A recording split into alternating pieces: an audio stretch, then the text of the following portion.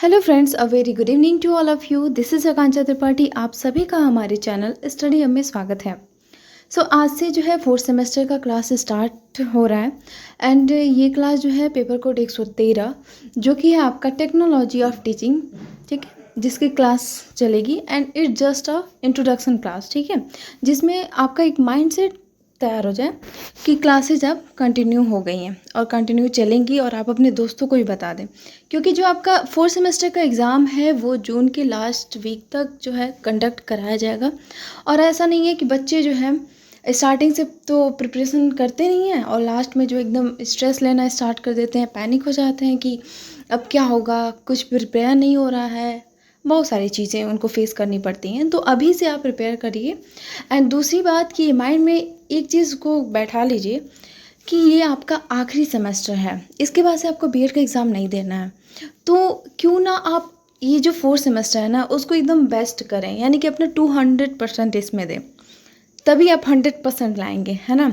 मतलब कि अपने माइंड में 90% का थॉट लेके ना चलिए। अगर आप चले होंगे, मतलब आपने सोचा होगा कि थर्ड सेमेस्टर में या सेकेंड सेमेस्टर में 80% आ जाए, 90% आ जाए, नो, इस बार आपको सोचना है कि आपको 100 लाना है। क्यों आप कहीं मिस्टेक करेंगे कि मतलब 100 में थोड़ा सा भी मार्क्स कम हो। अगर 100 का लेके चलते हैं तो 95 तो आना ही आना है ना।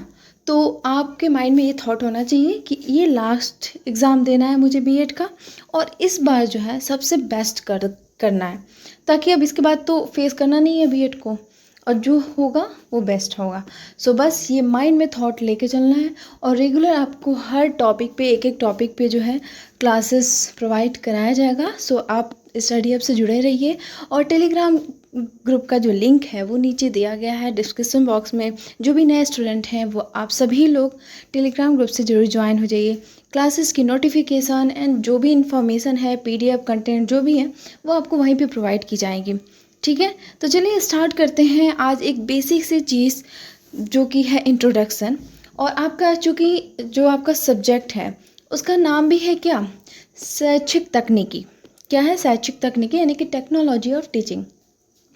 तो चलिए पहले इसके बारे में जान लेते हैं, ताकि एक जो है आइडिया सेट हो जाए माइंड में कि हाँ, कि आपको पढ़ना क्या है। तो क्या होता है शैक्षिक तकनीकी, आप सभी को पता है। शैक्षिक तकनीकी, अगर इसके बारे में, एजुकेशनल टेक्नोलॉजी के बारे में अगर आपको डेफिनेशन पूछा जाए तो आप क्या बताएंगे। तो सिंपल में अगर एक लाइन में बात करें तो आप कह सकते हैं कि शिक्षा के क्षेत्र में तकनीकी के प्रवेश से जो विकास हुआ है, जो डेवलपमेंट हुआ है, उसे हम क्या कहेंगे, शैक्षिक तकनीकी कहेंगे। तो कुछ लोग को शायद ये डिफिनीशन समझ में आया है, कुछ लोग को नहीं आया होगा। तो चलिए एग्जाम्पल से बता देती हूँ। देखिए, प्राचीन काल में जब भी जो शिक्षा दिया जाता था वो किस माध्यम से होता था, ज़्यादातर मौखिक हुआ करता था। और जो लेखन कार्य होता था वो ताम्रपत्र आपने सुना ही होगा, या फिर पेड़ों के छालों पे, ठीक है, लिखा जाता था। और अब आप देखेंगे तो आपके पास हर प्रकार का जो है लर्निंग मटेरियल अवेलेबल है, स्लाइड्स, प्रोजेक्टर, यहाँ तक कि आप देख सकते हैं कि डिजिटल बोर्ड यूज़ किया जाता है, ताकि बच्चे को जो भी टॉपिक पढ़ रहे हैं उसको फिगर के थ्रू ही तुरंत बच्चे समझ लेते हैं। पहले रोट लर्निंग पे ध्यान दिया जाता था, ठीक है, कि बच्चे बस उसको कंठस्थ कर ले, जो भी गुरुजी बता दिए बच्चे ने रट लिया, कंठस्थ कर लिया, ख़त्म बात। लेकिन अब जो है धीरे धीरे क्या हो गया है, कॉन्सेप्ट वाइज हो गया है, हर चीज़ क्या हो गया, कंसेप्चुअल हो गया है, कि बच्चे को क्या सिखाना है, कॉन्सेप्ट सिखाना है, ना कि उसको रटने पे बल देना है, ठीक है। तो आई बात समझ में। तो ये है आपका, ये आखिर टेक्नोलॉजी का ही तो कमाल है कि आज जो है आपके लिए जो एजुकेशन है वो कितना इजी हो गया है। आप घर बैठे जो है किसी भी फील्ड का कोई भी प्रिपरेशन कर सकते हैं बहुत ही आसान तरीके से, है ना। तो this is magic of technology, ठीक है। तो आई होप कि इतना समझ में आ गया होगा। अब चलिए कुछ बेसिक के जो है एमसीक्यूज़ देख लेते हैं, और जो कि आपको आपकी बुक में भी है। तो स्टार्ट करते हैं। हालांकि देखिए, जो आपका शैक्षिक तकनीकी है वो दो वर्ड इसमें ऐड है, क्या क्या, एक एजुकेशन और एक है टेक्नोलॉजी। तो आपको दोनों के बारे में डीप नॉलेज लेके चलना पड़ेगा, ठीक है। तो चलिए एजुकेशन के साथ साथ हम यहाँ पे टेक्नोलॉजी के बारे में भी पढ़ेंगे। तो पहला जो क्वेश्चन है वो एजुकेशन से कि शिक्षा शब्द की उत्पत्ति किस धातु से हुई है। ठीक है, शिक्ष धातु से, साक्ष्य धातु से, शिक्षा से, या फिर इनमें से कोई नहीं। ठीक है, शिक्षा शब्द की उत्पत्ति, हालांकि आप इससे वाकिफ तो होंगे इस क्वेश्चन से, क्योंकि आपने फर्स्ट सेमेस्टर में काफ़ी इसको पढ़ा है। तो देखिए, शिक्षा शब्द की उत्पत्ति जो है वो शिक्ष धातु से हुई है। ठीक है, सो आंसर क्या हो जाएगा, ए इज राइट। नेक्स्ट क्वेश्चन देखिएगा, क्वेश्चन नंबर 2 है, एजुकेशन शब्द की उत्पत्ति किस भाषा से हुई है। अब यहाँ पे जो है इस वीडियो में आप अपनी पुरानी जो आपने लर्न किया था, जो भी एजुकेशन के बारे में पढ़ा था, उसको आप यहाँ पे रिवाइज कर लीजिए, क्योंकि ये आपके बुक में जो फर्स्ट यूनिट है उसमें आपको ये सारी चीज़ें पढ़नी है। ठीक है, डायरेक्ट आप एजुकेशनल टेक्नोलॉजी तो नहीं पढ़ेंगे, पहले एजुकेशन भी तो जानेंगे, उसके बाद से टेक्नोलॉजी भी जानेंगे, देन आप एजुकेशनल टेक्नोलॉजी पढ़ेंगे।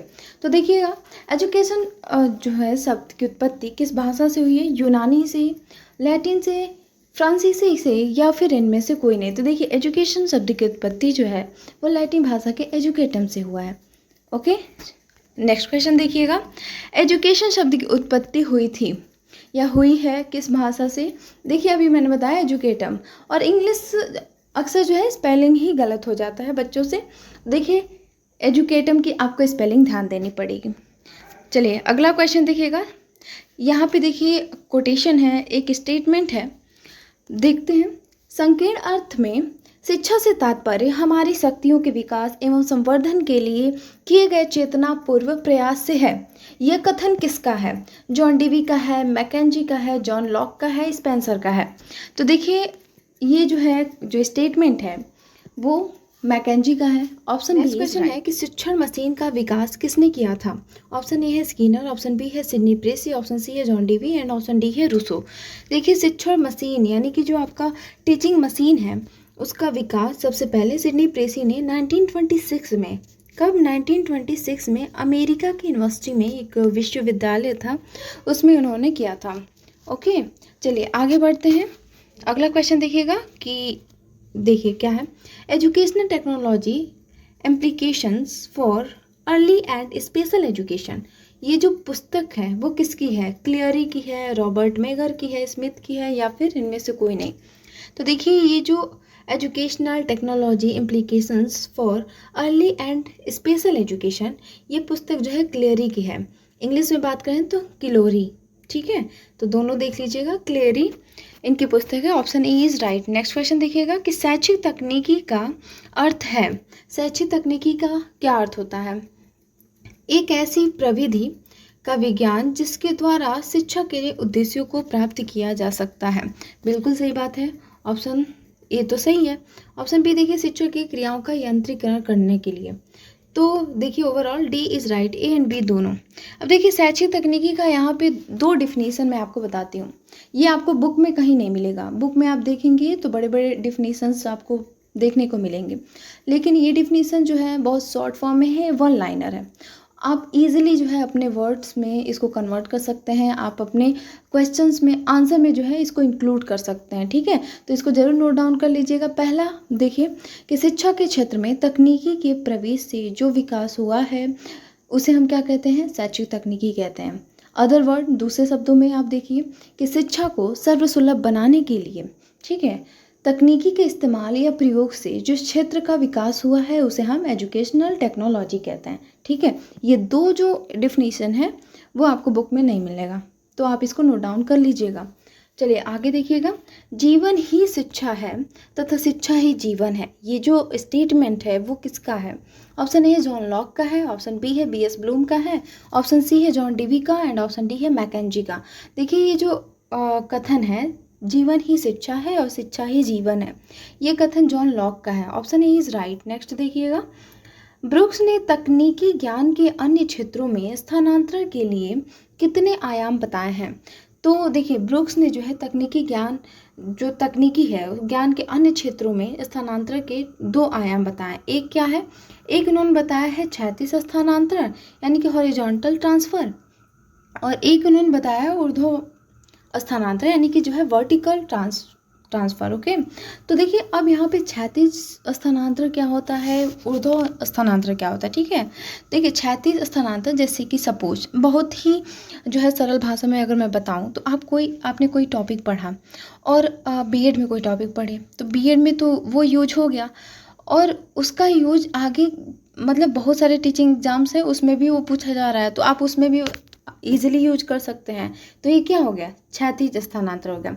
अगर वर्टिकल ट्रांसफ़र की बात करते हैं तो वर्टिकल क्या है, तो जैसे कि पर्टिकुलर किसी चीज़ के लिए अगर जो टेक्नोलॉजी बनी है या जो चीज़ जिसके लिए बनी है बस उसी तक ही सीमित है, उसका हम किसी और फील्ड में यूज़ नहीं कर सकते हैं, तो वो हो गया आपका ऊर्ध्व स्थानांतर या वर्टिकल स्थानांतर।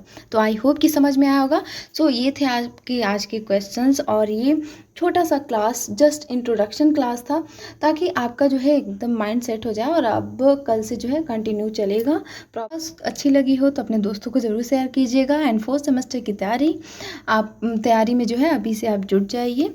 ओके, मिलते हैं नेक्स्ट क्लास में, तब तक के लिए bye bye, take care, have a nice day.